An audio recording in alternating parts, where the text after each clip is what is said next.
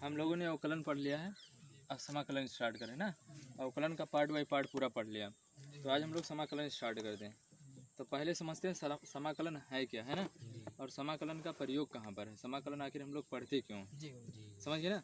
तो पहली चीज़ ये देखो समाकलन होता क्या है। जैसे आपने पढ़ा डिफ्रेंसिएशन, मान लीजिए आपने एक कोई फलन था, है ना, मान लीजिए ये कोई फलन था, इस फलन का आपने अवकलन किया, मान लो इतना आ गया, कितना आ गया, इतना आ गया, है ना।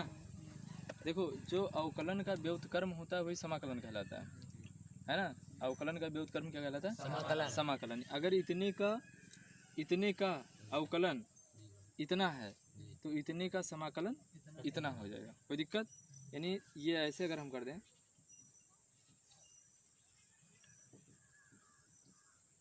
समझ में कि नहीं समझ में। देखो इतने का अवकलन fx है, तो fx का समाकलन ये हो जाएगा, अवकलन वाला हो जाएगा, समझा।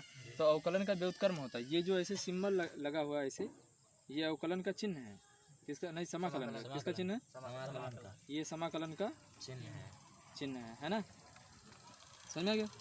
ये समाकलन का आपका चिन्ह है। तो समाकलन जो होता है वो अवकलन का विपरीत होता है ना। अवकलन का विपरीत, अवकलन का विपरीत या उल्टा समाकलन होता है। क्या होता है, समाकलन होता है। देखो ये आया क्यों, इसको हम लोग पढ़ते क्यों, होता क्या है।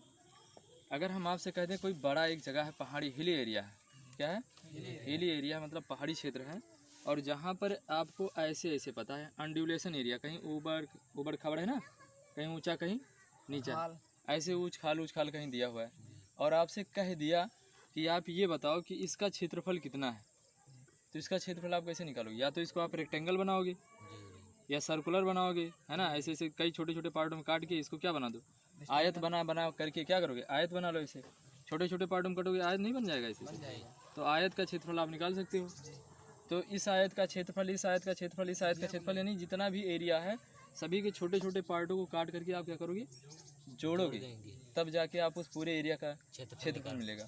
तो इतना बड़ा है यार, इतना बड़ा पहाड़ी एरिया, जहाँ पर आपको कह दिया रेलवे ट्रैक बिछाना है, रेलवे बनाना है ना, रेलवे ट्रैक बनाना है, और आपसे कह दिया कि वहाँ पर आपको क्या नाम है, क्षेत्रफल निकाल करके वहाँ बताओ कितना कास्ट एस्टिमेशन करना है, कितना बजट आ सकता है ना। जैसे आप एरिया निकालोगे, एरिया के हिसाब से निकालोगे कितना बजट आएगा, खर्चा कितना पड़ रहा है वहाँ पर रेलवे ट्रैक बिछाने के लिए।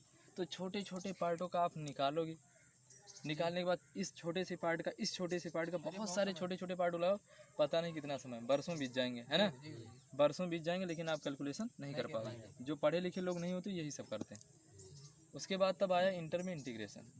उन्होंने बताया कि आप एक छोटे से पार्ट का एरिया अगर आप निकाल लेंगे, क्या कि एक छोटे से पार्ट का एरिया निकाल लेंगे, तो अगर मान लो पूरी एरिया अगर ए है, पता नहीं पूरी एरिया, अगर पूरे एरिया मान ले, तो अगर छोटे से पार्ट का एरिया पता चल गया तो हम उसको क्या करेंगे, छोटे छोटे पार्टों को जोड़ेंगे, तो जोड़ने के लिए बहुत बड़ा हो जाएगा, तो उसका हम लोग क्या करेंगे, डायरेक्टली इंटीग्रेट कर देंगे। क्या करेंगे, इंटीग्रेट कर देंगे, तो हमें पूरे पार्ट का एरिया मिल जाएगा, है ना, पूरे पार्ट का एरिया मिल जाएगा। तो इंटीग्रेशन करेंगे जैसे, हमें एक लंबाई ये वाला नाप लेंगे, इसको बोलते हैं निम्न सीमा, ये वाली हाइट नाप लेंगे और ये वाली हाइट, अब हम लोअर लिमिट से लगा के अपर लिमिट का क्या करेंगे, इंटीग्रेट कर देंगे, तो हमें क्या मिल जाएगा, टोटल का एरिया मिल जाएगा। तो इस तरीके से इंटीग्रेशन का जन्म हुआ समाकलन का, है ना।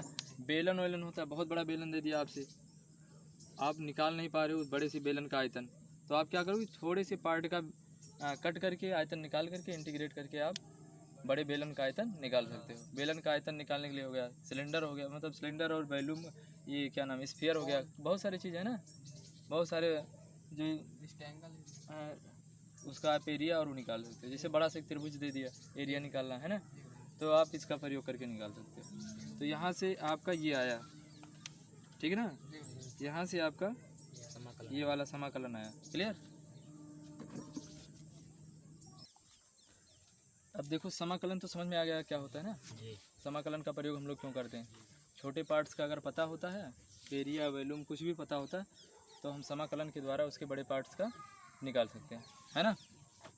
ठीक है भाई, यहाँ थोड़ा उल्टा लिखा है क्या, ये ऐसे लिखा हुआ है, ये हमें भी लग रहा है थोड़ा में, है ना। अब समाकलन में जो मेन फार्मूला लगेगा एक दो अभ्यास में, है ना, 3-4 चैप्टर में जो लगेगा वो बता दें। देखो ये मैं लिख दिया महत्वपूर्ण सूत्र। पहला फार्मूला ये है x की पावर n यानी पॉलीनॉमियल फंक्शन। जैसे आपने x की पावर n का डिफरेंशिएशन पढ़ा था ना, x की पावर n का डिफरेंशिएशन कितना होता था, x की पावर n माइनस 1, है ना। तो जब x की पावर n का डिफरेंशिएशन ये होता था तो अब समाकलन करेंगे। तो जब समाकलन करेंगे तो क्या होगा, देखो इसमें क्या होता है, उसमें घात घटता है ना, तो इसमें घात क्या हो जाएगा, जुड़ेगा। उसमें घात क्या होता है, घटता था, तो इसमें घात क्या हो जाएगा, तो n+1 एक घात में जुड़ जाएगा। और जो घात होता है यहाँ पर वो क्या होता था, आगे आता था, तो इसमें क्या होता है, नीचे चलाएगा। समझ आ गया, इसको याद करना है। इसका फार्मूला बनेगा x की पावर n+1 अपॉन n+1, ठीक। और फिर इसमें देखो ये 1/x log x का करोगे डिफरेंशिएशन, तो इसका क्या हो जाएगा, log x। जैसे आपने पढ़ा था 1/x का डिफरेंस, आपने पढ़ा था log x का डिफरेंस, इसका जब आपने पढ़ा था डिफरेंशिएशन x, तो इसका क्या हो जाएगा, इसका करोगे 1/x का तो क्या हो जाएगा, log x। क्लियर।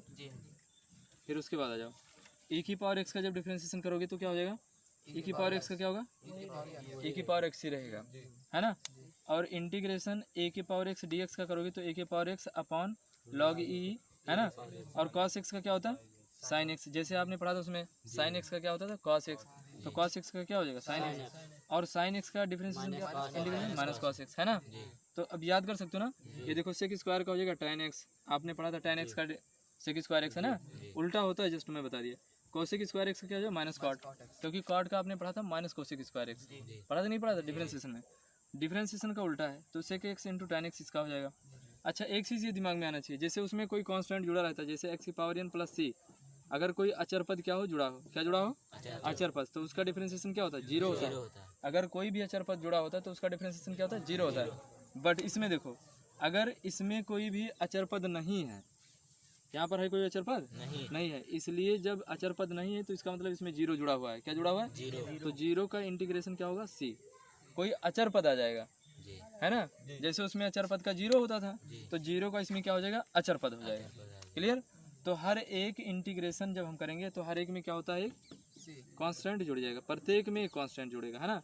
तो आप समझ लेना, प्रत्येक में जुड़ेगा, जुड़े नहीं है, केवल आप इतना याद कर लो, जो आएगा उसमें क्या करेंगे, कोई कांस्टेंट वैल्यू जोड़ देंगे, कोई दिक्कत, हर एक में कांस्टेंट जुड़ेगा। इंटीग्रेशन में बात बता रहा हूँ।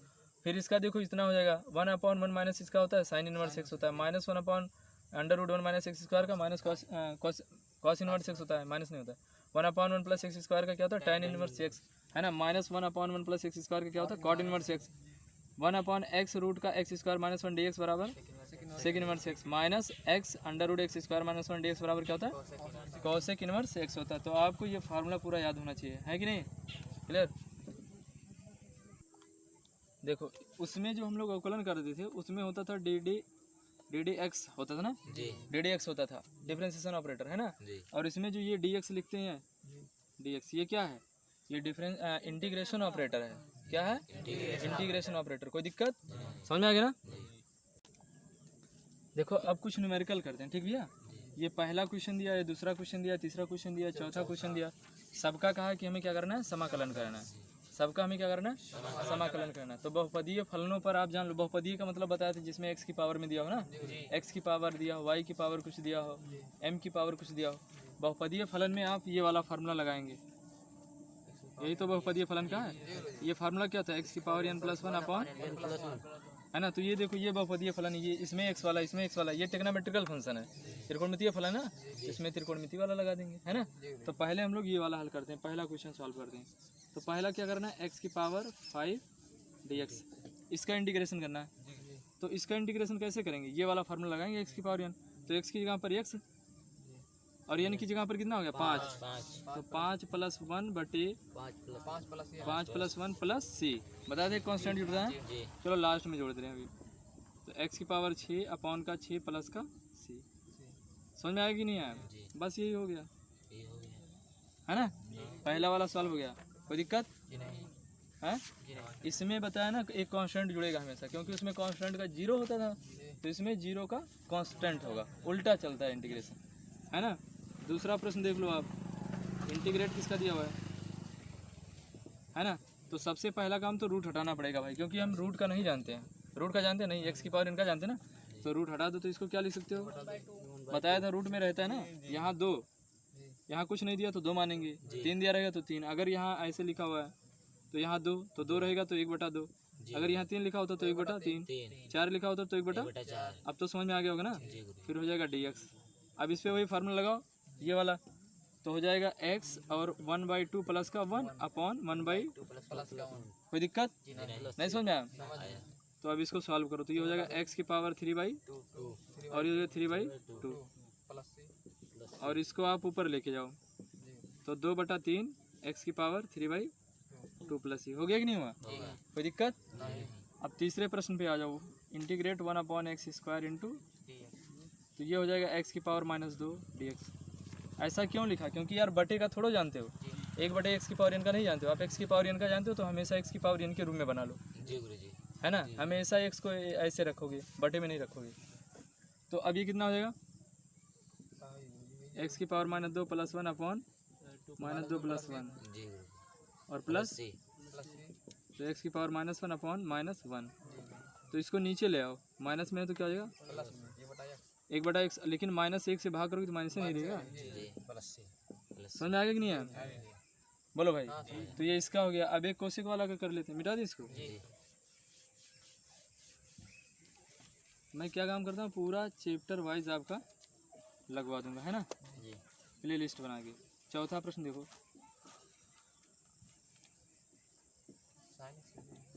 वन अपॉन कोशिक क्या होता है? अब तो साइन एक्स का इंटीग्रेशन आप पढ़ चुके हो। साइन एक्स का इंटीग्रेशन क्या होता है? Minus cos x. हो गया कि नहीं हुआ? बस ये आंसर हो गया। है कोई दिक्कत? जी नहीं, है आसान कि नहीं है? बहुत आसान।